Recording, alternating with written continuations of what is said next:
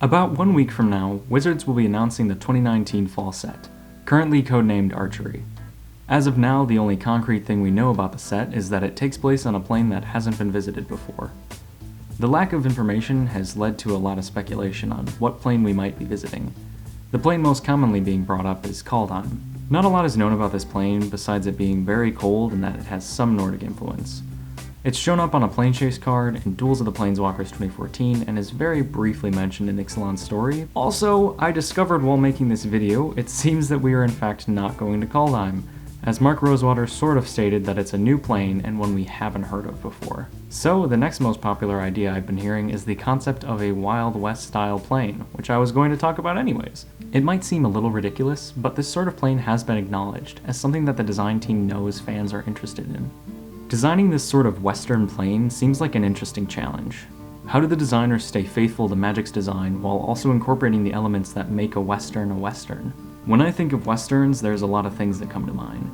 Sheriffs and outlaws, gunslinging and horseback riding, and the struggle of humanity versus the untamed wilderness. As far as setting goes and embodying the wild, lawless nature of the frontier, I think Magic has that down. Personally, I imagine a plane that takes a lot of inspiration from Innistrad, giving a sense of isolation and struggle to survive, but instead of against gothic horrors and monsters, it's fighting off other people and surviving harsh weather and unforgiving terrain. So the setting of the plane seems relatively easy. Heroes versus outlaws, again, easy. Honestly, most of these ideas seem to pretty naturally incorporate into Magic, excluding the one gun-shaped elephant in the room. And I'll address that in a minute. But first, I want to talk about horses. Now, Magic is no stranger to horses, whether it's people riding horses or even horses as their own creatures. But on this Western plane, you can't just show people riding horses.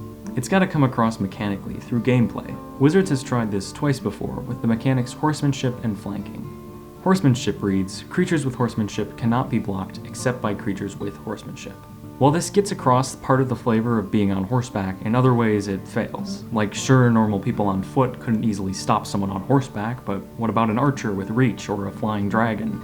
Notably, it was considered to errata horsemanship to allow flyers to block, but it was decided that none of the cards currently containing horsemanship were aggressive enough to harm the formats they were legal in, so it was left as is.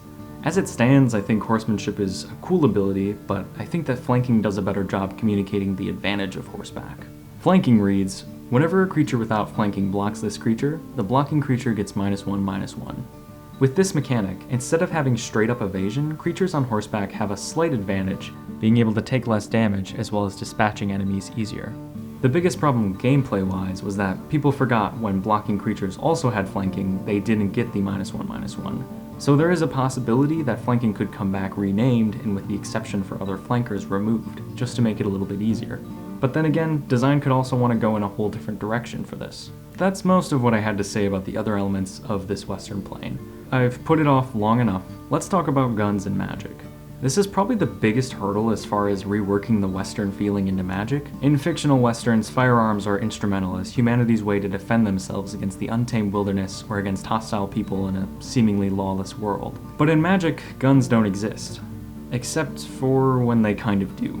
When Ixalan was released, people noticed that in the art for Direfleet Captain, there are two things that are definitely guns strapped on the captain's belt. Does this mean guns exist on Ixalan? Most likely it's just a miscommunication between the art director and the artist, but I figured I'd check the rest of the pirates out just to be sure. Looking at them, a few have things strapped to their belts that look like maybe those are guns, but most likely in this case it's just a telescope, or anything else cylindrical, and this weapon on the pirate is just Ixalan's version of guns. To work around the motif of pirates usually having guns, Ixalan instead featured these harpoon guns. I find the design of these really cool. The carvings on them and the large harpoons sticking out make it very clear that these are not your typical gun, but they still fit with the pirate aesthetic. And they also make a lot of sense in a world where pirates are probably fighting a lot of merfolk. But after looking at all of these, there weren't any other guns. So no, guns don't exist on Ixalan. It's just a mistake that's bound to happen when making a game for this many years. But what about other sets? How many more of these incidents have there been? In recent Magic, not a lot. Innistrad had a few gun scares, but nothing concrete. The art for Gather the Townsfolk really does look like there's a man holding a gun, as well as one holstered on this belt, but looking at other artworks, it's definitely the design of crossbows present on the plane. Similar to the harpoon guns, these compact crossbows fill the sort of firearm role on Innistrad.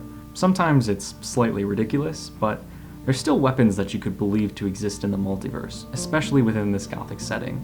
Heading way back, there were some things around Urza times that have been brought into question, specifically the Power Armor and Predator flagship. Personally, I have no real problem with them, but I can see where people would take issue with these artworks. They look a little bit more like science fiction than what we usually know from Magic. But a lot of artworks from this era seem to borrow ideas from science fiction, which fit in with the story of Urza himself, given that he was doing a lot of science fiction-esque manipulations. Then, there's just a sort of random array of gun-like objects in various sets. Goblin Sharpshooter originally had a sort of Gatling gun, but it was later changed to this goofy hammer contraption. Antiquities had a card literally named Rocket Launcher. And then there's this card featuring a goblin firing off what I believe is fireworks, and a few other strays that kind of look like guns but aren't. Now, chances are I've missed some artworks throughout the years, so if you know of any, feel free to share and help fill out the story of guns and magic. Also worth a mention is Kaladesh Block and their Ether blasters. To me, the existence and purpose of Ether on Kaladesh, as well as the visual design, keeps it far enough away from needing to really be bunched up with the rest of these examples. It's very similar to the design of Urza's block. It borrows a lot of ideas from science fiction, but it's reworked enough to be believable within the multiverse. But I will be talking about Kaladesh in the future, specifically regarding something that I think a lot of us have been missing.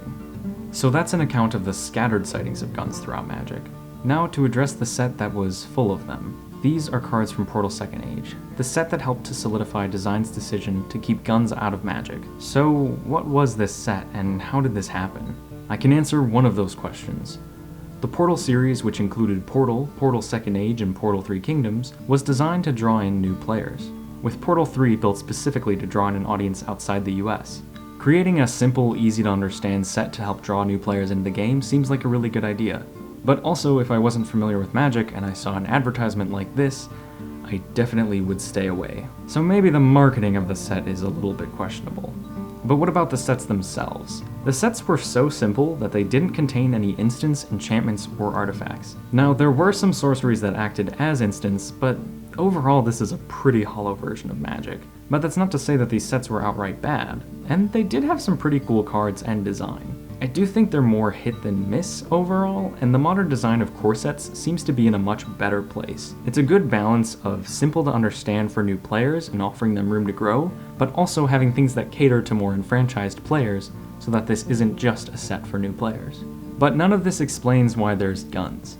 And frankly, I can't really give a detailed reason as to why they're there. I did my best to look for some explanation on Wizard's site or for an interview with the art director, to no success. There's a chance that it's been addressed somewhere online or in a print magazine, but I couldn't find it anywhere. If anyone else knows, feel free to share because I'd love to have an answer to this question. Maybe it was just to help draw in new players, or they were just trying it out.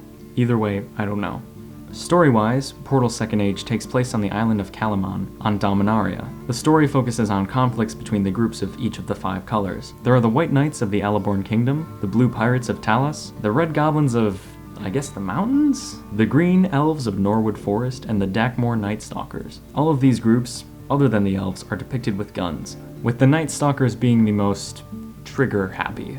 Personally, I don't find the story in this set that interesting. Much like the design of the set, the story feels kinda just like a simplified fantasy to help draw in newer players. What's much more interesting to me is just looking at these cards.